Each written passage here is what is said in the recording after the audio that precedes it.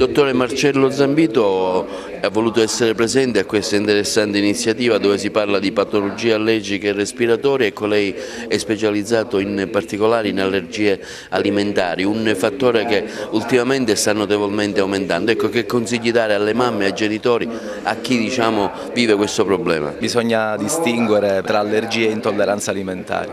Le allergie alimentari sono delle patologie che possono dare delle reazioni molto severe, in genere si presentano con orticaria, angioedema, asma e possono anche portare in alcuni casi a shock anafilattico, in alcuni casi particolari anche ad esito infausto tipo morte. Le intolleranze alimentari invece sono delle patologie per cui in genere ci sono delle carenze enzimatiche. Per esempio l'intolleranza più importante può essere anche immunomediata, è la celiachia, l'intolleranza al lattosio dove c'è una carenza di T-lattasi, ma si hanno soltanto dei problemi in genere gastroenterici, dei problemi anche metabolici, quindi bisogna fare questa distinzione. Le allergie alimentari sono in forte aumento. Basta pensare da noi al centro-sud, c'è la famosa allergia al pelo della pesca.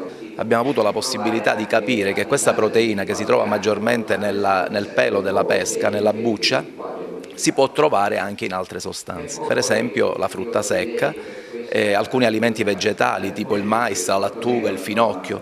Ma la cosa ancora più eclatante è che questa proteina è resistente alla digestione enzimatica e anche alla lavorazione industriale, per cui questa sostanza ce la possiamo ritrovare inalterata anche per esempio nei succhi di frutta, nelle marmellate. E l'altra cosa importante è che questa proteina si può attivare con alcuni cofattori, per esempio lo sforzo fisico. Quindi un ragazzo, una persona che mangia e subito dopo va a fare esercizio fisico può avere uno shock anafilattico, cose che prima, cioè normalmente, potrebbe non avere. Altri fattori di rischio possono essere l'alcol. Per esempio, quindi un ragazzo che va in discoteca potrebbe avere due cofattori, cioè il fatto di, per esempio, bere un cocktail alla frutta, ballare, quindi la sudorazione e anche l'alcol, e questo si trasforma in un fattore di rischio. E altri cofattori possono essere l'assunzione di antinfiammatori. Quindi l'avvertenza che posso dare a questi soggetti che hanno manifestato anche la minima problematica con un problema alimentare è quello di rivolgersi a un allergologo. Come incidono le allergie a livello appunto respiratorio, di bronchiti?